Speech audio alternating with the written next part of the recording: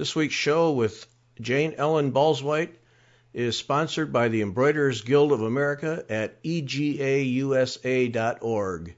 And the EGA is a community of stitch-minded people who inspire passion for the needle arts through education and the celebration of its heritage. Some things to keep in mind. Number one, consider joining the EGA either as part of a local guild, local chapter, or as a member at large. Many things coming up here. At the moment, there are several free holiday projects and inspiration type ideas on their website, so be sure and visit and check those out. Also, some online classes coming up. Registration is ongoing at the moment and ends January 1 for John Waddell's Kimono Revisited. Registration starts January 6 and ends February 3 for Brian the Bee with Hazel Blomkamp. Don't want to miss that one. That's limited to 100 students, so sign up soon if you want to be involved in that. There are several lightning rounds. Registration coming up. Registration starts March 1 for 4 new classes, A Touch of Fall, Ancestry, Desert Strands, and Shimmering Dream. And then, of course, remember to register for the Magnificent Stitch National Seminar, which will be in downtown Chicago, September 1 to September 5, and that is hosted by the Great Lakes region. Thanks so much to the EGA for sponsoring this show, and now we will enjoy our conversation with Jane Ellen Balzuweit.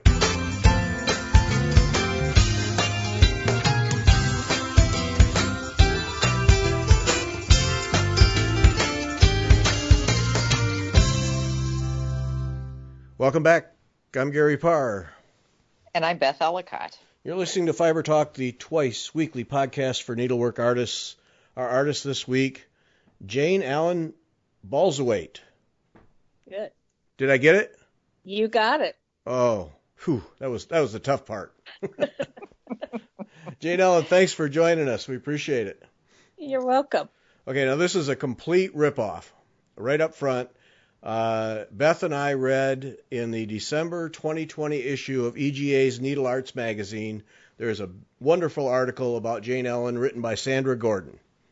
And Beth read it and sent me an email. Did you read this? No, I haven't read it. So then I read it, and it was, we got to talk to you. So. Well, thank you. Thank you, Sandra Gordon, for doing the article so we talk to Jane Ellen. How's that? That sounds good. Yep, and then and on the side, some encouragement from Gay Ann Rogers too. So we've got it all working. Right. Yep. So all right, when I read the article, you grew up in a world of needlework. Yes. I mean, you had needlework everywhere you turned as a little girl, and You're right. The normal reaction for a kid is to run away from it. But you didn't. You dug right in.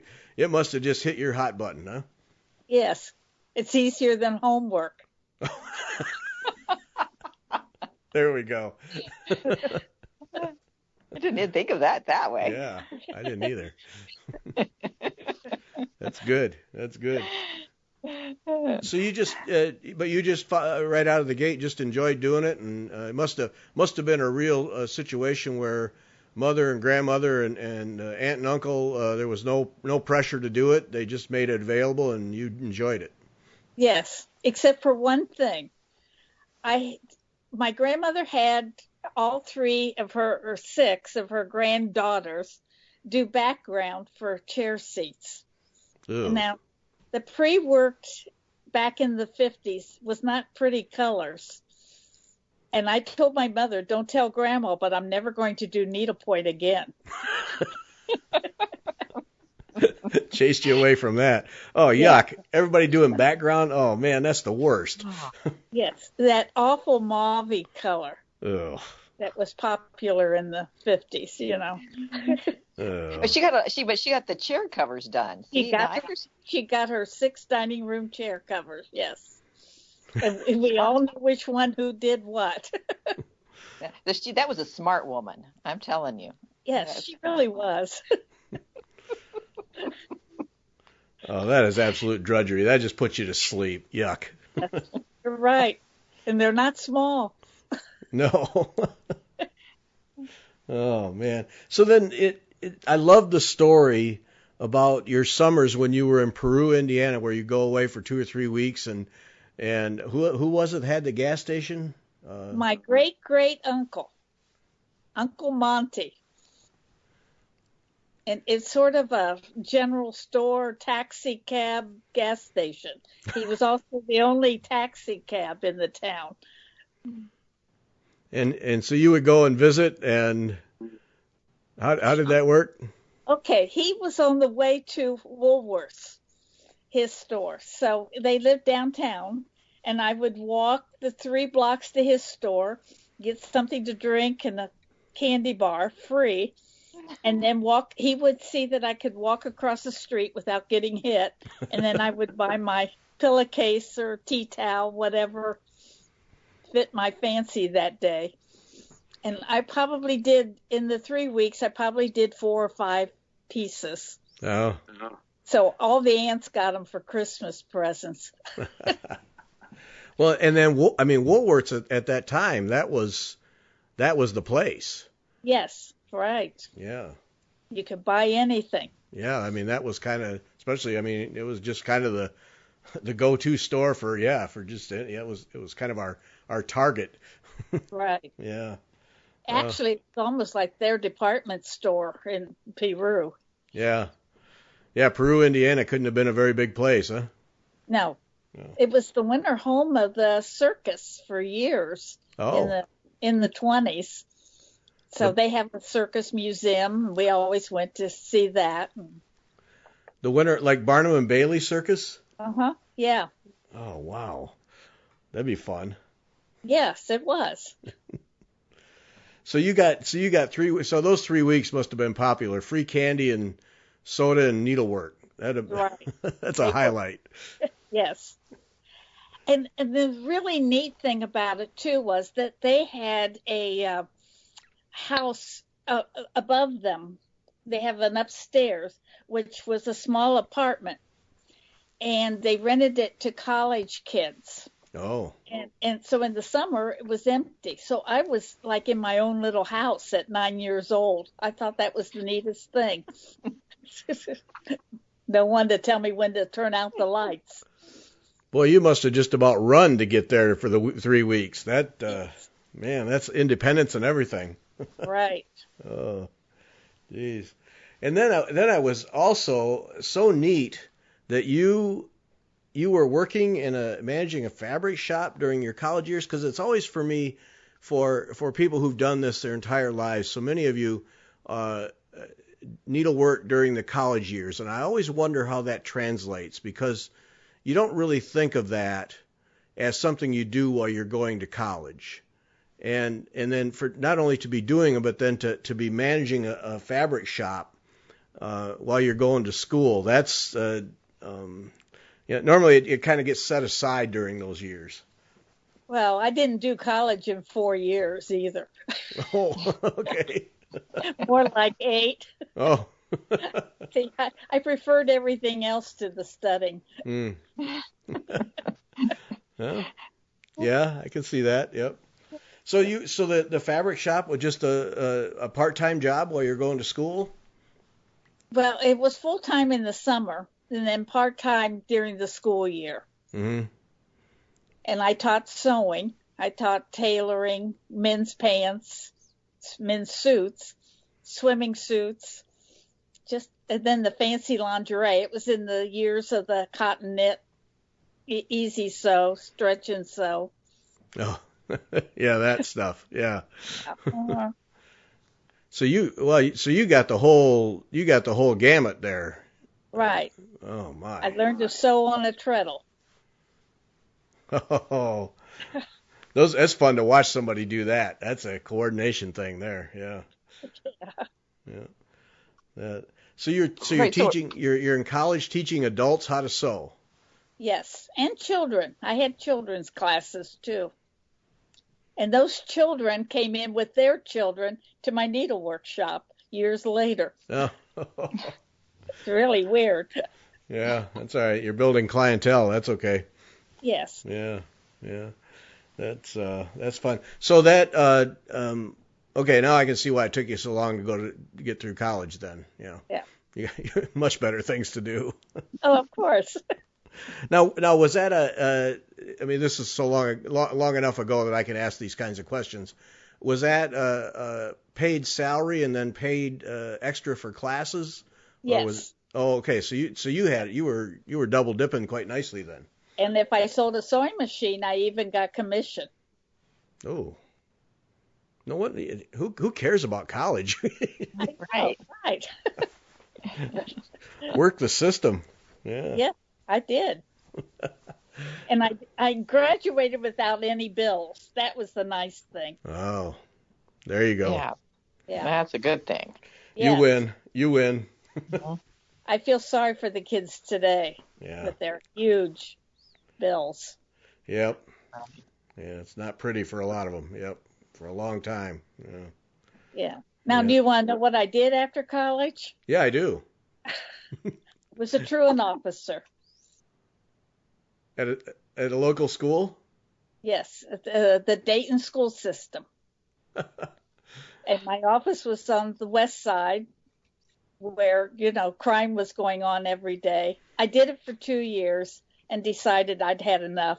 It's time to open up my own business and sell needlework. Now that's an interesting transition. So what is your degree in? Social work. Okay. All right. So that makes sense then.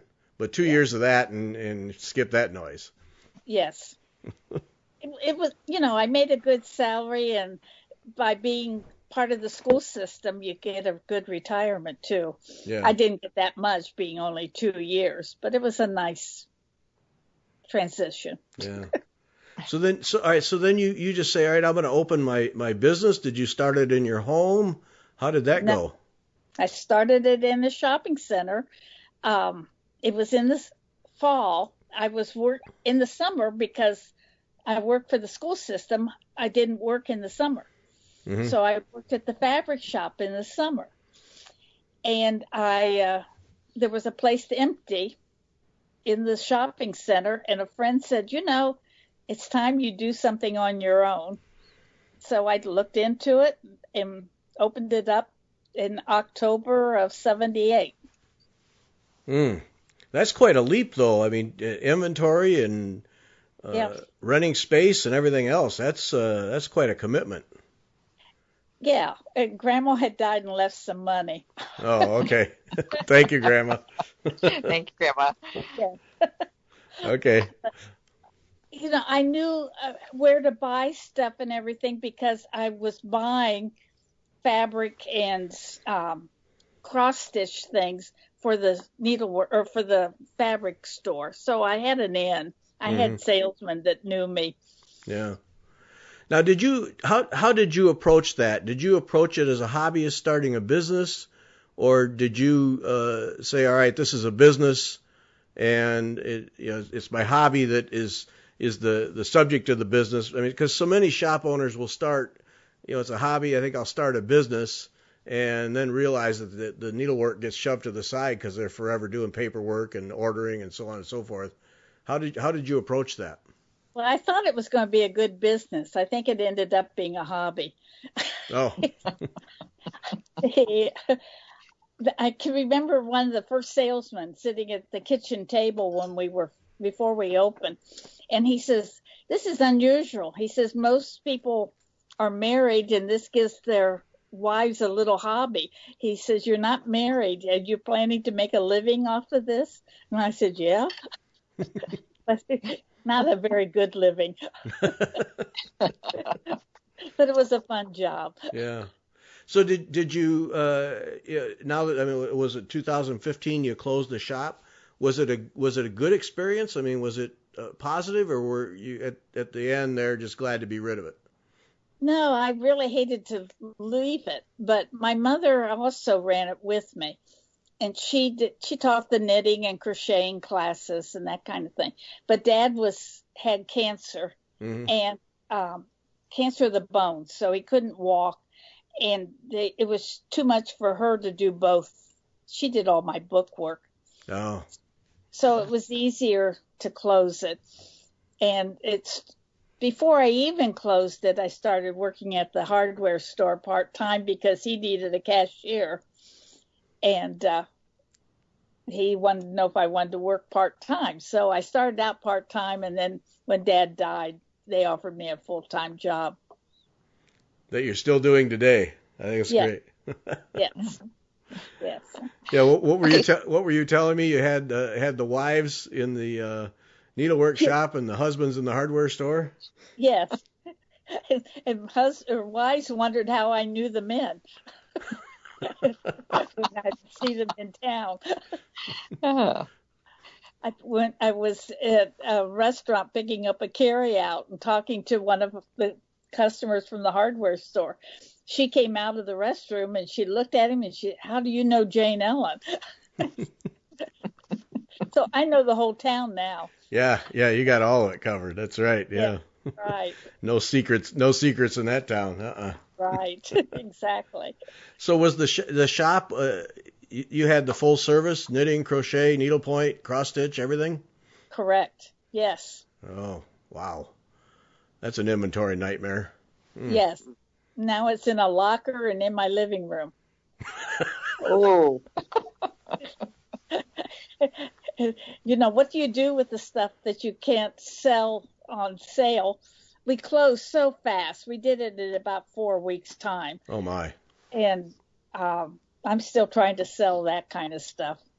So when you started, did you have a lot of like crewel kits? Because I think in Yes. 78. Okay. Yes, a lot of Sunset, Dimensional, Elsa Williams. Yeah. A lot of those. Those were the standards. Yeah. And then Cruel died. Yes. The first 5 years were, well, actually the first 10 years, it was sort of neat. I was across the street from the National American Trap Shooting Association. So 3 weeks out of the year, I did a year's worth of work, of money. The women would travel, their husbands shooting, and there's a lot of money in that hobby. And the women wanted something to do, so they learned cross stitch from me. We set up classes all week. They could come and sit and stitch when it hit 100 degrees and they're living in trailers.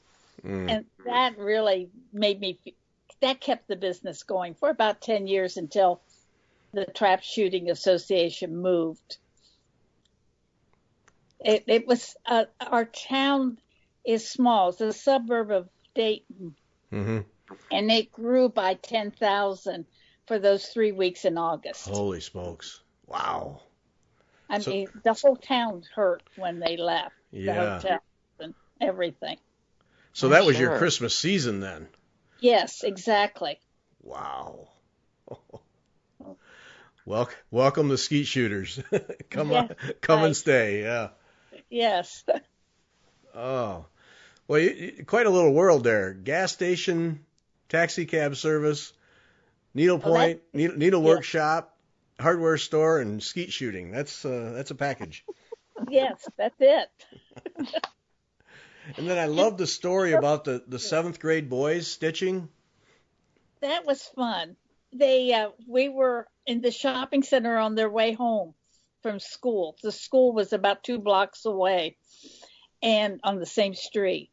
And they'd come in every day and walk around. It's like if there was a drugstore, that's where they would have gone. My mother would make them go back and wash their hands. Then she'd let them touch stuff. And so one day I said, do you want to learn how to stitch? So they started sitting down and stitching. One father objected, and that boy didn't come anymore. But I had the saleswoman from Elsa Williams came in and saw them stitching. She was so impressed with them. And they, of course, showed them their cross stitch. That when she left, and about a week or so later with my order, came 10 of these beginner kits the boys were thrilled. They were Christmas ornaments. Uh-huh. Really was neat. So we took pictures and sent them to Elsa Williams, and she wrote the nicest letter telling them to keep up the good work and that type of thing. But it was fun. They did that for a couple of years. Oh, so it sustained itself then. Oh, that's great. Yeah. And then finally they moved to the high school, and I wasn't on the way home. The drugstore was. No. Soda fountain. Yeah, lost them to the soda fountain. Yeah. Yeah. That's pretty neat though. That's really pretty neat. Yeah. It was neat. Yeah. Yeah, I feel bad for the boy whose father wouldn't let him do it. Missed out. It's so sad because we tried to convince him. The Ford, we have a big Ford dealership in town, and the guy that owns that was quite a stitcher. He'd come in constantly and buy stuff. So we always said, it's okay to stitch. Bo Townsend stitches, but the father just didn't want it. Yeah, that's too bad. Now I remember the first time I mentioned to my dad about doing fiber talk, and well, what's that about? And I said it's about needlework, and he goes, sewing? What are you doing sewing for? Just never mind. I just moved on. I'm not going to try. Yeah, it's not worth it. No. And then you started the Dayton chapter of the EGA, you and a group of ladies? Yes. Actually, Marge DeArmond is the actual one that put all the work into it, but I was one of them. And I'm the only one alive now. There were 7 of us in the first guild. Yeah, and she's the one that got you started with EGA then. Yes, I embroidered my clothes when I was working at the fabric shop, and she was impressed and asked me if I ever heard of them, and I said no, and I graduated that summer, and she came in with a membership and for me. So she bought my first membership in 1972. That was the gift. Oh. Yeah. And been a member ever since. Holy smokes. 1972. That was my junior year in high school. Huh. I was a year behind you. No. No, that was college for me. You're more than a year behind. I'm a bit younger than you two. Sorry. That's enough out of you, Beth. Thank you. Sorry. Didn't you notice I got really white hair? So you've been a member of EGA 45 plus years, 47 years? Yeah. Wow. That's impressive. Yep. When the needle arts used to be just a Xerox 3 or 4 pages. It fit in a little square envelope when it came. Yep. Yeah. That was the magazine. Now it's a beautiful, polished. Oh, yeah. Yep. Well done publication. Yep. That's amazing. Yeah. Yeah. So then you ladies, what prompts you to start this chapter? Well, she had been to a lot of seminars. She had been a member for several years. She and her daughter, and they'd go to the seminars, national seminars. And she just said it was time to have one in our town. Mm-hmm. So we did. Now, was it just you, and did it grow much, or? Yeah, it grew up to, at one time we had over 100. Oh, wow. And, our chapter has done 2 regional seminars. They have done 2 Ohio State Days. So it's an active guild. That's terrific. And you got to be in on the ground floor. Yes. That's great. Still regular projects every month? Well, now you're talking to someone who doesn't go. Oh, okay. I work, and so I miss the meetings now. Oh, that's too when bad. I had the store, I was closed on meeting days. But, yeah, they're doing a lot of stuff. And our region is doing a lot of stuff. We have one of the greatest regional reps that we have had in years. And she just has taken over this pandemic and really zoomed all kinds of things. She Thanksgiving Day, she had a Zoom for those who were alone. They could all join. And there were about 20-some people with their show and tells. And she's planning a Home Alone on Christmas, another Zoom, and just lots of neat things. Oh, that's great. What region are you? So what region is that? Great Lakes. The Great Lakes. Yeah. Yeah, they have a big region seminar, if I'm not mistaken. Yeah, we're one of the biggest. And we had to cancel 2020, and they scheduled it for 2021 and decided that it's in April and this isn't going to be over with. So they're going to do it completely by Zoom. So it'll be fun to see how it works out. And they had do you know what the teachers are going to be at this year at the regional? Hate to ask that off the top of your head. I know some of them. Don Donnelly is doing. Okay, Don Donnelly. Mm-hmm. And let's see, who else am I taking a class from? Oh golly, it's a guy. I forget. He's really big. John Waddell. Yes, John. Okay. Taking the class from him. Now, I can't tell you anybody else. I don't remember. Beth's planning a road trip? Yeah. See, now Gary, I know that's a big regional seminar. I know people who kind of tried to talk me into doing that one. Yeah, we're over 1,000. Wow. Our seminars usually run about 200-300, something like that. It's run just like a national, except for we don't have the middle day. We just do 4 straight days. Well, actually, we do 5 days because we have a one-day class, but we don't have a free. Well, what do? We do Sunday through Thursday or Friday, and we take in a lot of area. Wisconsin, parts of Wisconsin, parts of Illinois, Indiana. We used to be part of Pennsylvania, but we're not anymore. So talk a little bit. Because Gary, I don't think has ever been to a region seminar or a big seminar like that. Talk a little bit about that, because I think he would find that interesting to attend one. You would. Now, I haven't been to other regionals. The 2 that I was signed up for were canceled. But we have all of your meals are included in your basic tuition.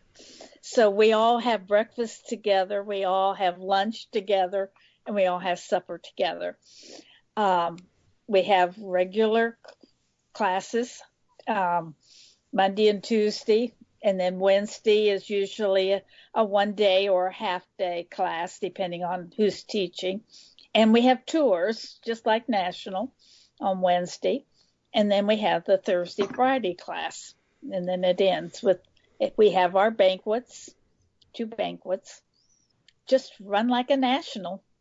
And then you all have like the big national teachers. Like our region doesn't always get national teachers, and it just depends on the year.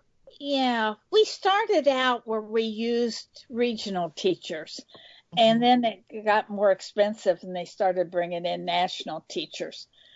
I was chair of the seminar in 2018, and we planned it so fast that we only asked regional teachers. And it's such a neat startup for regional teachers. We had teachers that hadn't taught yet at seminars, and we met a lot of neat new people.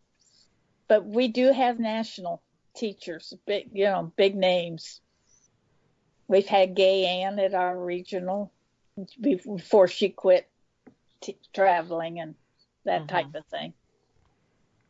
It's a good way to go to sometimes to travel to national is much more expensive, but if you can find a region and a regional seminar close to you, it's not as pricey. It cuts down a little bit on the cost of the travel, and and then you meet people that are local that you could stitch with too.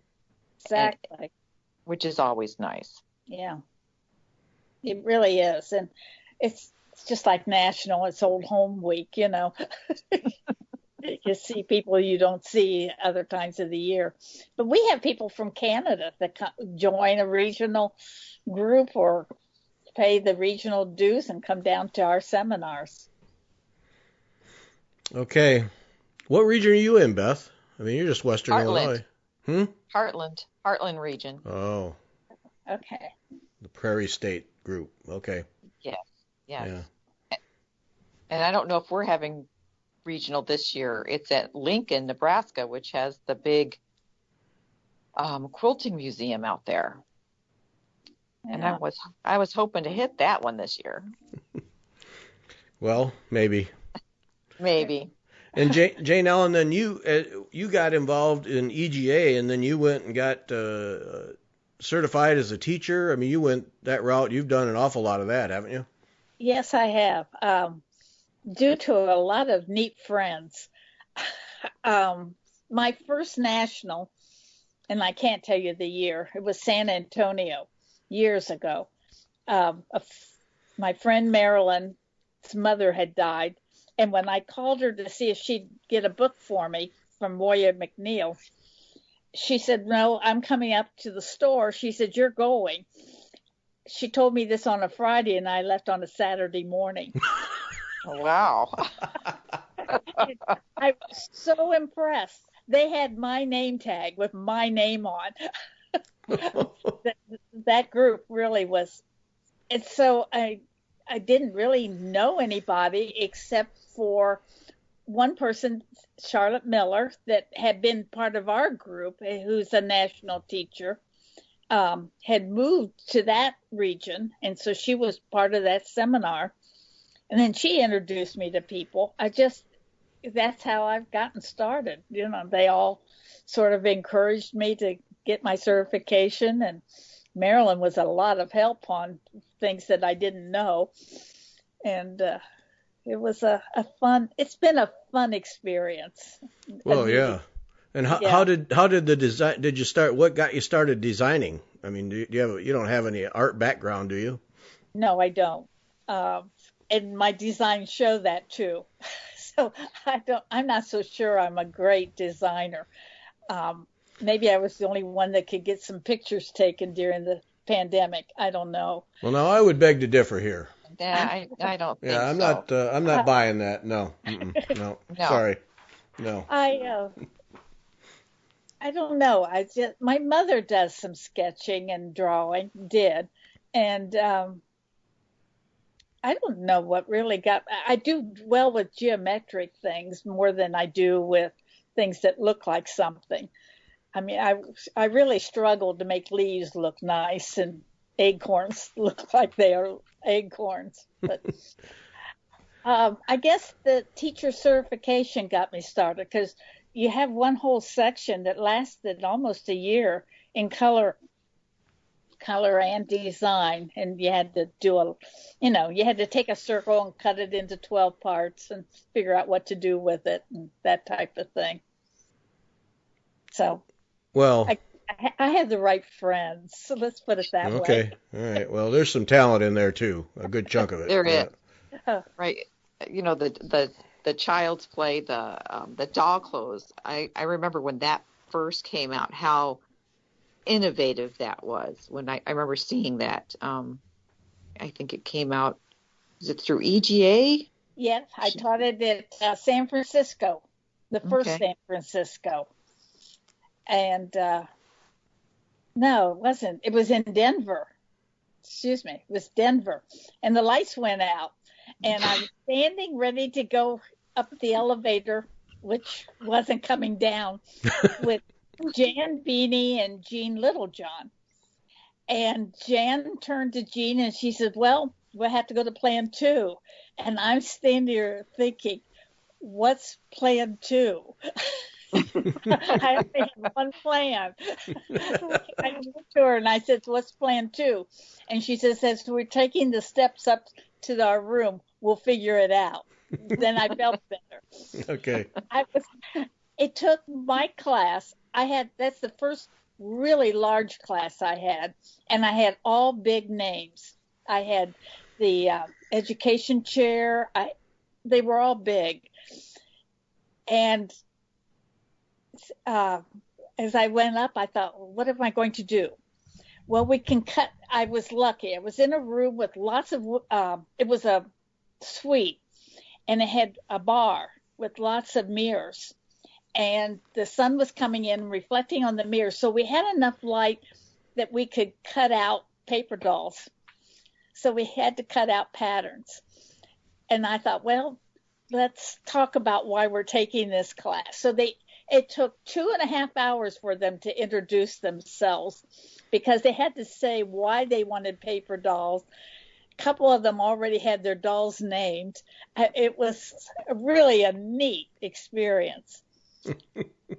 But what started, I love paper dolls, and I have a friend from kindergarten, and we're still friends, and paper dolls was our thing. We would build paper doll houses. Every other weekend we were at each other's house. And her house, you could keep the paper doll houses going and no one messed them up because her sisters were older. My sisters are all younger, and they only lasted the day we did it. But I took a stump work class from Jane Zimmerman. And the only thing I enjoyed in this stump work class was the figure and the clothes. I did not enjoy doing the castle and that kind of stuff. So then how do you use that? Well, let's do a sheet of paper dolls. So that's how that got started. Well, I'll tell you that sheet of paper dolls design of yours brought back a memory to me. Because when I was a kid, and we would go to our grandma's for 2 weeks every summer. And then of course we'd go there. They were only a half hour away, so we'd see them every Sunday for dinner and that kind of thing. And Betsy McCall, out of the McCall's magazine. And yep, and my grandma, I still can picture the shoebox. And my grandma would cut out all the Betsy McCall things for us. And you know, I'm the oldest, and then my brother is 2 years younger. I mean, you know, we had them playing war and all kinds of things, but oh, poor Betsy. Betsy lived a different life when we were there. But that, you know, I always remember that those two memories where the cookie jar was, second drawer, red metal top. In the kitchen, right to the left of the sink, and then the shoebox of Betsy McCall cutouts that we would play. And then when our oldest sister got old enough, then of course that changed the flavor of the playtime. But but still, it was there, and it was something that we did at my grandma's. And I've always remembered Betsy McCall. And I actually, when I saw that design of yours, I actually went to the old internet and looked up the Betsy McCalls to see if I remembered anything. And I didn't. But, that was quite a run for that magazine. That was a popular little thing. When my sister got older and could also cut out paper dolls, my mother had to buy 2 magazines. Oh. Because we each had our own. I didn't like the way she cut them out. Oh. No sharing there. No sharing there. We shared a lot of stuff, but not that. No. I can understand. I need 2 copies to avoid fights. Yes. Yes. But yeah, that design, that's a great design. And then it was when you sent me the photo. I mean, there really is some stump work in that too. Yeah, that's sort of what it is. A lot of needle lace. Betsy's face is not like Gay Ann's faces, but stump work faces aren't pretty.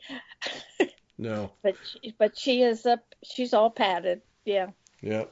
Yeah, nobody's faces are like Gay Ann's. That's no. Yes. No. Doesn't work that way. And I do want to hear the story of how you got Gay Ann to actually try linen. Yes. Oh, did she tell you that? I don't know where I read it or learned it, but anyway, apparently. Oh, I read it in one of her blogs. Oh, okay. Yeah, where she blamed you for getting her to try linen. I thought that must have been traumatic. This took place in San Francisco, the last San Francisco seminar. And I said, it works just like the canvas. And I said, so we sat at lunch. She bought me my lunch, and we sat there, and I had her do a little cross-stitch pattern on linen. And then I taught her canvas white work for SNS on linen because she didn't want to do it. It works the same. It counts the same and everything, but she's a canvas person. And I took that class, the drawn thread sampler class. Now mine is not finished. Well, neither is mine. Oh, good. Now I feel better. I did all the samples. I remember her not wanting. She was like because she did it on Congress cloth. That piece is originally done on Congress cloth. Right. Yeah. And I thought it would be so pretty on linen. And she just, she really wanted to, but I think I'm glad you talked her into it. Yeah. And then she had me teach the class because she wasn't going to teach it on linen. I can hear that. Yeah, I can hear that. Yeah. Yeah. Yeah. Yeah. Really, Gay Ann, it won't hurt you. You'll be okay. Yeah. Right. Right. Oh, man. She's got a birthday coming up. I think I'm going to send her some linen. Oh, yeah. There you go. Yeah. Here's a fat quarter. Do something with it. Yeah. That and her Snicker bar. Yep. Yeah. Or she likes Hershey's too. Oh, okay. All right. Keep that in mind. Well, we can fix her up. All right. That's it. Yeah, we can fix her up. Yep. There was a statement that in the article that really spoke to me, where you said not completing class pieces is not a bad thing. Right. Because I don't think I've done some classes, and I don't think I've completed any of them. You know why? You learned what you wanted to learn, right? Yep. It's true. Yeah. And what intrigued me is you said you cut up the pieces. Yeah. I've got a notebook that's probably 4 inches thick that's got pieces that I enjoyed doing, the part or the stitch that I learned. And sometimes I'll glue the instructions with it. But, why finish something that you already learned what you wanted to learn out of it, and the design itself doesn't hit you? Yep. I'm on to other things. Where does white work come in? Because you have locked in on white work. Where does that? What is the appeal? When did you start really focusing on that? You don't have to know much about color. Okay, all right, fair enough. You don't have to worry about what colors go together. My mother's mother, maternal grandmother, that we lived next door to, tatted and made gorgeous tatting, and she also crocheted lace. My other grandmother my dad's mother did a lot of hardanger, cut work, and bobbin lace. So the lacy thing of Dresden lace really fascinates me. So that, and at the time no one was doing it too, so I figured that was my calling card. But lots of people do it now. But I like lace and I like white things, and like I said, you don't have to worry about color. What color goes together? Yeah. Well, see, white work appeals to me greatly because I love the texture, the challenge of getting the texture and light to behave and all those things without any color. And to me, it's you have to get it right for it to work. Where color, sometimes you can cheat and let color do the job for you. Exactly. Yeah. Yeah. And then what makes you started doing, like, you've got your the boxes, like you've got Faye the box turtle, and then the Old Town box. You only have so much room on the walls. Oh, so true. Yeah. My father says used to say, if you find an inch that's empty, I'll find someplace to put something there. And so I've got boxes all over the house. I like doing the boxes too. In fact, I just finished teaching a Zoom class with a box that was fun to do. And it was a great class. They were very patient with me since Zoom was the first time, their class was the first one I had taught. And it was a nice class. And for those who don't know, that we're talking about doing white work and then doing it so it'll fit around a box or some kind of a shape. Right. Yeah. And you're not particular about the shape because your turtle and your horseshoe and. See, they all came with a theme. The turtle was in Santa Fe, and the box turtle is their animal, the state's animal. Oh. So that's where Faye came from. She's a box turtle. Got it. Yeah. Great. I'm so good at names, right? And the butterfly was Virginia. She originally was Jenny the butterfly, but for Virginia. But then when that class didn't carry, I taught her at another seminar and called her Madam Butterfly. There we go. Turn it around. Yep, that's good. Yeah, that's good. Yeah. Yep. And then you talk about your inspirations. I was most fascinated as a former editor of an architect magazine that you find inspiration in architecture. But, Sandra told me that. I didn't realize I was doing that. Oh, really? Oh. Yeah. She says, you've got an architectural mind. And I says, I don't know that I did, but maybe. I like dollhouses and never had a room for a dollhouse. So that's where that picture came from. And then the house just sort of fit. In New Orleans was where Old Town white work came from. The houses are built sort of on a round with a courtyard, and so the lid is the courtyard. And so maybe I do. No, I don't know. There's something there, yes. Yeah. Yeah. I've never thought about it that way. Yeah. And you're still actively teaching today. What's the one we can take now, Beth? It is the Touch of Fall. And it's a group correspondence course, and it's if you're a member of EGA, you can find it like right in the middle of your magazine is where those group correspondence, and it's the lightning round. Yes. So, and it goes through March.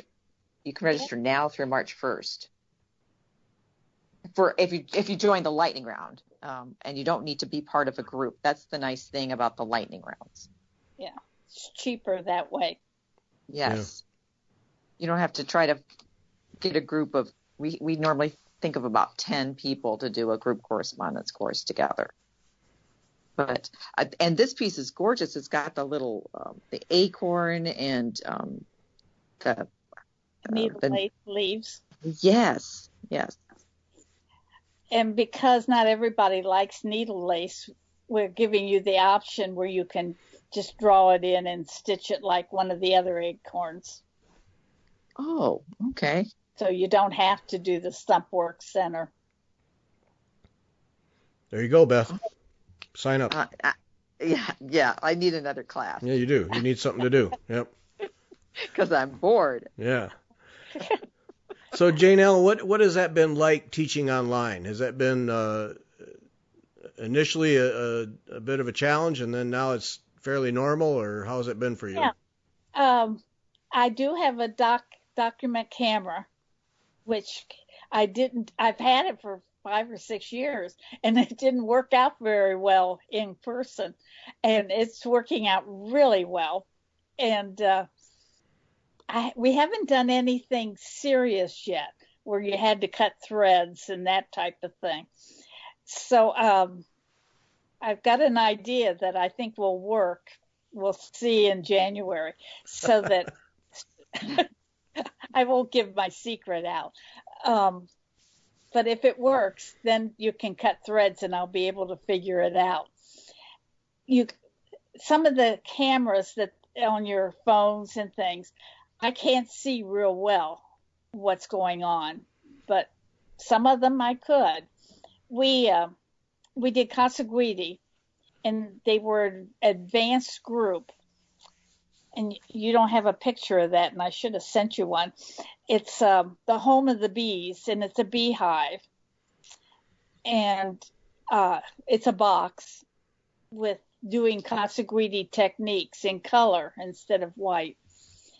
And the group, it turned out really well. It was scheduled for a 2-week class or 2-day class, and we broke it into 5 weeks, 2 to 2.5 hours a week, so that you didn't have to sit all day in front of the computer.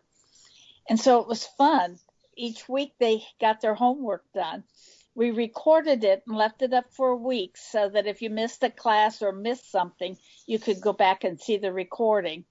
And by the end of the class, most of them had all the stitching done and ready to make the box. So it really was I enjoyed doing it. I don't know if they enjoyed it as much as I did, but I enjoyed it. Okay, so that's a really positive adaptation to use the technology then. Yes, yeah. Yeah. And the classes, I've got 3 people that have written me and asked me about classes, and I'm doing them at a reduced fee. I figured, I don't have to pack a suitcase. I don't have to worry about who I'm staying with, and I enjoy doing it. And I can do it in my nightgown if I want to. Yep. Since it's Zoom. Now, when I did the cyber classes, sometimes I did, but since it's Zoom, I do dress the top part of me. What is that? Business on top, party on the bottom. Yeah. Right. Exactly. Yeah. Yes. And being early Saturday mornings, sometimes I had pajama bottoms on, but they'll never know. They'll never know. One of the great things at the end of the article was there's a box of advice, and I thought that you really had some good items there. I love the first one. Always use the best supplies, and you hear people, I saved X and X and X, and now I'm not happy with it, and I really thought that was a good piece of advice. Get the best stuff, and then it'll work best. Yeah, it just. You use the cheap, crummy cross-stitch fabric, you're not going to be happy in the end. My mother started us that when we were learning to sew. When she'd take us, we had home ec, and she'd take us and buy fabric. She always bought the best fabric. We were able to get ours on grain where the cheaper fabrics wouldn't go on grain and the skirts didn't hang right. And you get what you pay for. That's so true.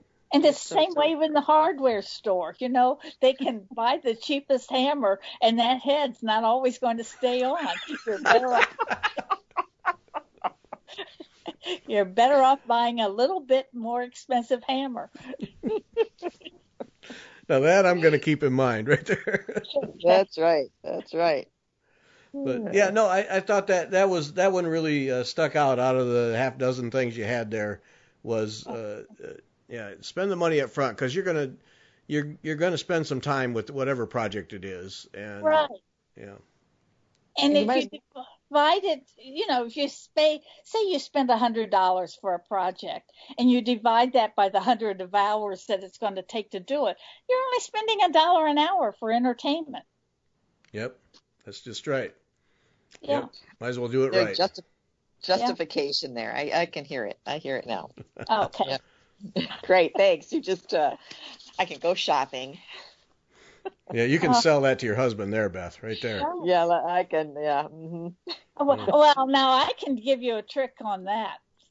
I had a customer that bought every Friday morning. She came in the store and picked out what she wanted. And I added up. And then she went next door to the grocery store and wrote the check to cover me. So then she'd come back and pay me from the change that they gave her back from her check at the grocery store. So he never knew how much she was spending on needlework. That is too funny. She never wanted it in a bag. You don't put it in a bag. She just carries it out and puts it in the trunk of her car. And then when he's not home, she takes it in like it's always been there, sometimes underneath the couch.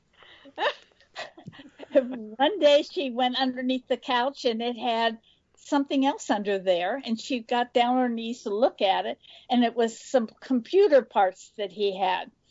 And she said, "What is this?" And he says, "It's keeping your new needlework company."